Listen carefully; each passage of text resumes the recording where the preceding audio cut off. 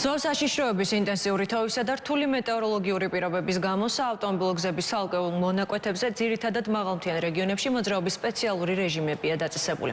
ყველა სახის ავტოტრანსპორტის მოძრაობა დროებით შეზღუდულია გუდაური კობის მონაკვეთზე. ნიჩბისი, დიდგორი, დიდი თონეთის საავტომობილო გზის გარკვეულ ნაწილზე, ასევე უშგული, ლასტილისა და მალე ლასტილის მონაკვეთებზე. საავტომობილო გზების დეპარტამენტის ინფორმაციით, შეზღუდვები მოქმედებს ქვეყნის თითქმის ყველა მაღალმთიან რეგიონში.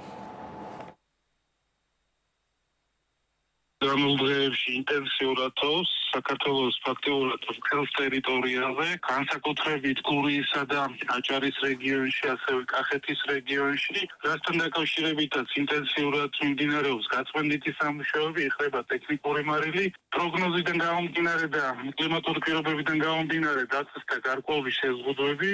მოგეხსენებათ, კობი-გუდაურზე შეზღუდული არის მოძრაობა ყველა სახის ავტოტრანსპორტისათვის ზღვასაშიშროების გამო, მაგრამ დილას გარემოს ეროვნული სააგენტოს სპეციალისტების მიერ მოხდა საზღვაო უბნების დათვალიერება, მოგვეცა რეკომენდაცია სამუშაოების დაწყების. სამუშაოები დაწყებულია გაწმენდითი და ვფიქრობ შუა დღესთვის მოძრაობის აღდგენას ეტაპობრივად.